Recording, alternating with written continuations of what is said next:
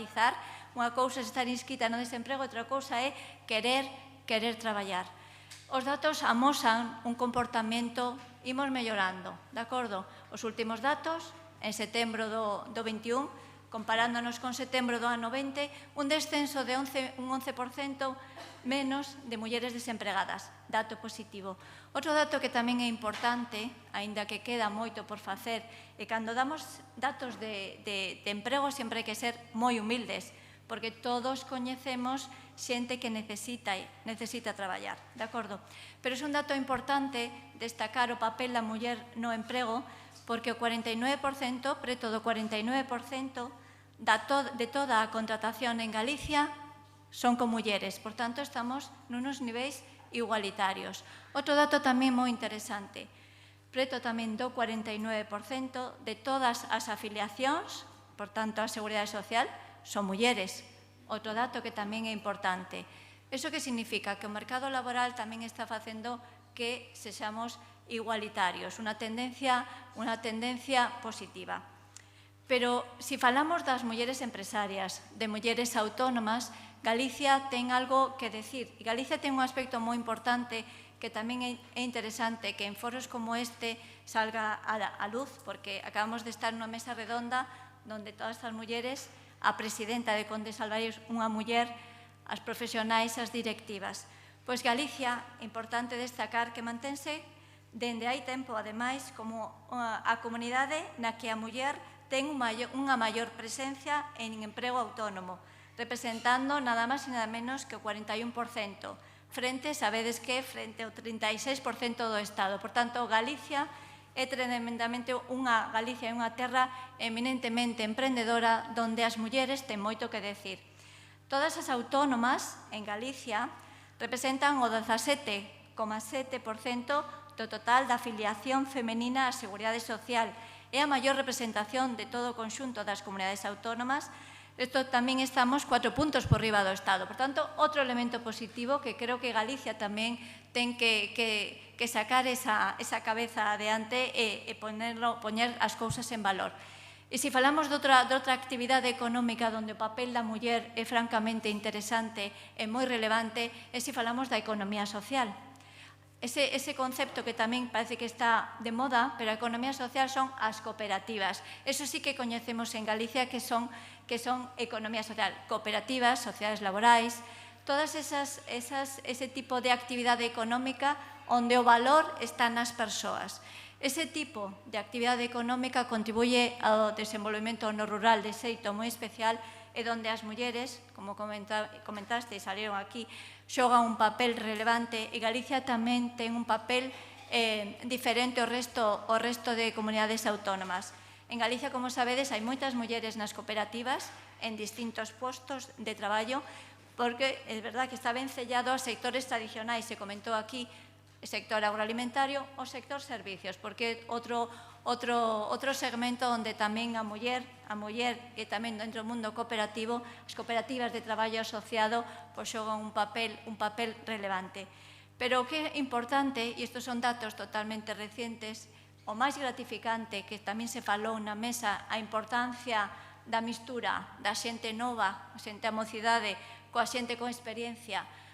Se hai diversidade, sempre haberá riqueza, que eu creo o problema que moitas veces, cando falamos sobre todo do mercado laboral, é que se pensa que a idade e ter canas é negativo.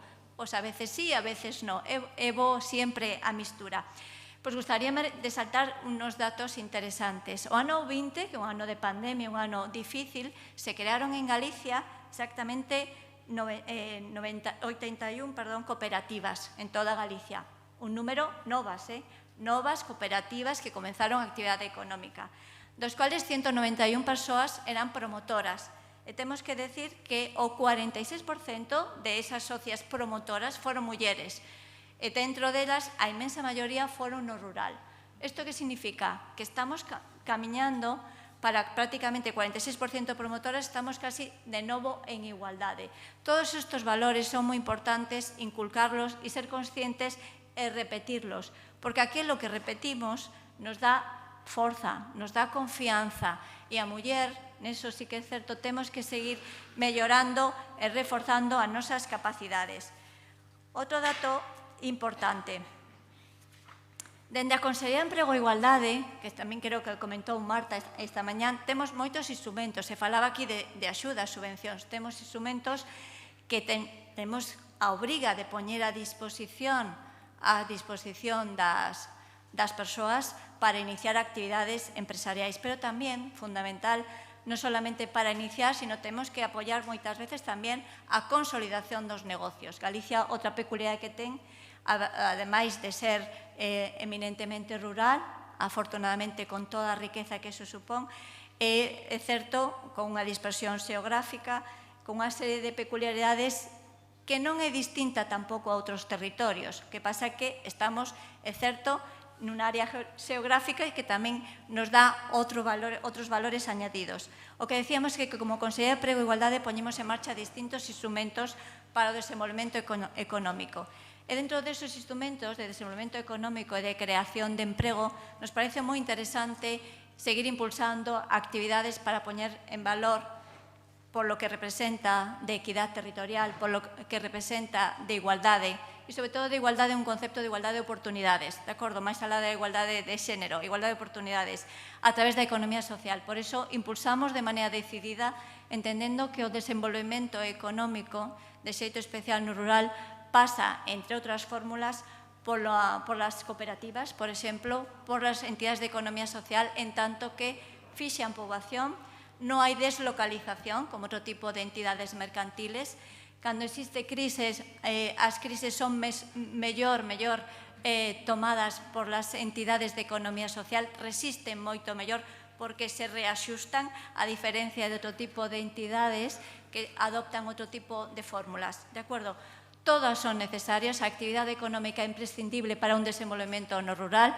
En ese desenvolvemento rural, a muller é imprescindible. Imprescindible por qué? Porque a maior parte da poboación xa é muller, somos maioría as mulleres frente aos homes. Pero o que é importante, se comentaba, non se trata de porcentaxes, se trata de que cada un aporte o valor importante para seguir crecendo. En este caso, entendemos, e na Consellería de Emprego e Igualdade, estamos nun momento de oportunidades, de acordo? Saímos dunha situación difícil do ano 20, o ano 21 amosa, hoxe é un día de luz, amosará moita luz, para seguir desenvolvemento económico. O rural ten que seguir desenvolvéndose. Creo que é importante o que se comentou aquí, que sí que hai que transmitir, e iso sí que é un esforzo de todos, e as administracións tamén temos responsabilidade, hai que transmitir valores de esforzo e de traballo, non hai nada sin esforzo e traballo, pero hai que dignificar determinadas profesións, porque hai que sacar o mellor. O sector agroalimentario é peza clave, a pesca, todo o sector primario en xeral é imprescindible para vivir, pero se pode vivir ben. Os negocios ten que ser sostibles. É certo que cando se inicia unha actividade, se non son rendibles, é necesario reconsiderar. Temos que trasladar un mensaxe para que a xente moza se incorpore ao rural, que a mocidade vea que é unha oportunidade de encontrar un futuro, e ese futuro en Galicia está no rural, porque, como decíamos, a inmensa maioría do noso territorio, afortunadamente, é rural. Moitas grazas e rematamos a xornada.